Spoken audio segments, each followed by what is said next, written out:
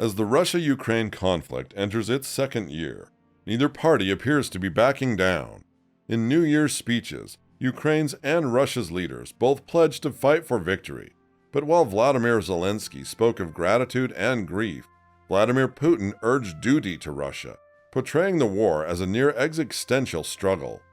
Zelensky wrapped his passionate 17-minute video message with footage of Russia's onslaught on the country and words of pride for Ukrainians who had withstood attacks, darkness, and cold. We were told, "You have no other option but to surrender." We say, "We have no other option than to win," said Zelensky, dressed in his trademark khaki outfit and standing in darkness with the Ukrainian flag fluttering behind. "We fight as one team, the whole country, all our regions. I admire you all."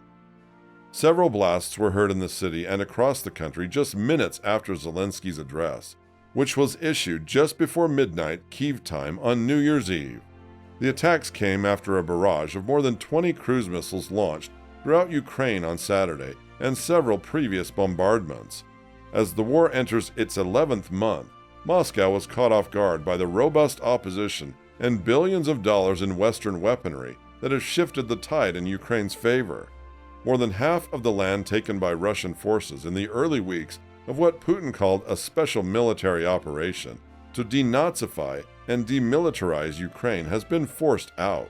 According to Kyiv and Western allies, Putin's invasion was a land grab. Putin spoke forcefully and combatively about 2022 as the year that clearly separated courage and heroism from betrayal and cowardice, breaking the tradition by giving the New Year's address backed by troops rather than the Kremlin's gates. Putin hailed Russian troops while trying to rally support among Russians amid embarrassing combat failures and mounting internal criticism of his military strategy, but he also wanted more from them. "The main thing is the fate of Russia," Putin said, dressed in a dark suit and tie. "Defense of the fatherland is our sacred duty to our ancestors and descendants. Moral, historical righteousness is on our side." Russia had intended a quick operation, but as the war has dragged on, it has been compelled to put society on a more militaristic footing, calling up more than 300,000 reservists, retooling an economy harmed by Western sanctions, and publicly admitting that the fight could last a long time. Reiterating that the West is allegedly focused on destroying Russia, through Kyiv, Putin assured that this would never happen. He signaled once more that the war, however difficult, would continue. "We have always known, and today we are again convinced, that the sovereign, independent, secure future of Russia depends only on us, on our strength and will," he stated. President Zelensky promised the return of territory taken by Moscow in September. "It's impossible to forget, and it's impossible to forgive, but it's possible to win," he said. Among Ukraine's achievements, Zelensky included the Crimean Bridge, Moscow's symbol of the annexation of the peninsula that linked it to Russia and was destroyed by an explosion in October.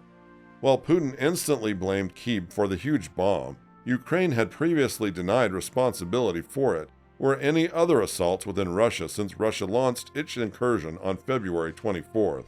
"This year has struck our hearts. We've cried out all the tears. We've shouted all the prayers," Zelensky said.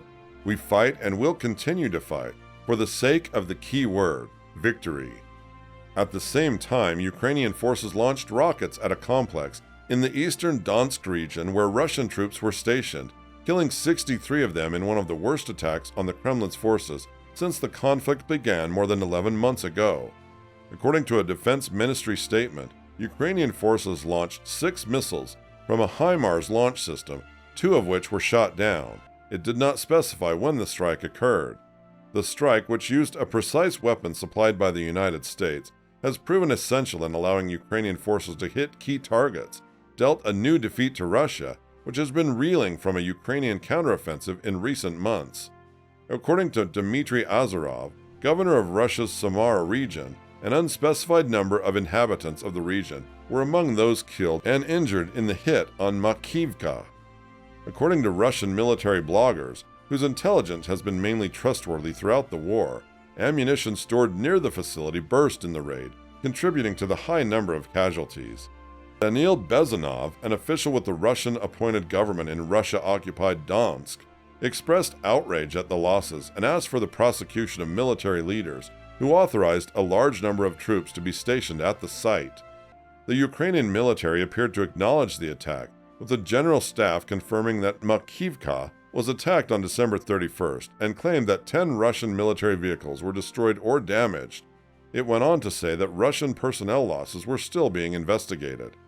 The Strategic Communications Directorate of Ukraine's armed forces said Sunday that 40 mobilized Russian soldiers were killed and 300 more were injured at a vocational school building in Makivka, a claim that could not be independently verified. According to the Russian statement, the walkout occurred in the area of Makivka, but did not name the vocational school. Meanwhile, Russia used multiple explosive drones in another nocturnal attack on Ukraine, officials claimed Monday, signaling the Kremlin's continued use of bombardments to target the country's energy infrastructure and wear down Ukrainian opposition to its invasion. The barrage was the latest in a slew of year-end attacks, including one on New Year's Eve that killed 3 civilians. On Monday, Kyiv Mayor Vitaly Klitschko stated that 40 drones headed for Kyiv overnight. According to air defense troops, all of them were destroyed. Klitschko claimed that 22 drones were shot down over Kyiv, 3 in the surrounding region, and 15 over adjacent provinces. According to the mayor, the attack destroyed energy infrastructure facilities, and an explosion occurred in one city sector. It was unclear whether drones or other explosives targeted this. Klitschko said that a 19-year-old guy had been injured and that the city was experiencing power shortages. A critical infrastructure object and residential buildings were hit in Kyiv's outskirts, according to Governor Oleksiy Kuleba. Since October, Russia has carried out practically weekly airstrikes on Ukrainian electricity and water supplies.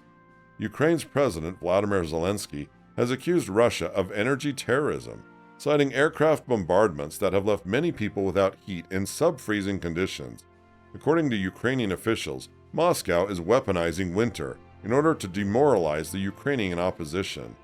Ukraine is utilizing advanced Western-supplied supplies to help shoot down Russian missiles and drones and fire artillery into Russian-held portions of the nation. The full-scale assault launched by Moscow on February 24th has failed, placing pressure on Russian President Vladimir Putin as his ground forces struggle to retain land and advance. In his New Year's address to the nation, he declared 2022 to be a year of difficult, necessary decisions.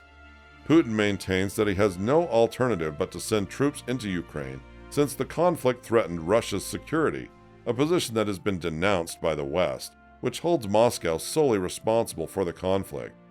Russia is now on public holiday till January 8th.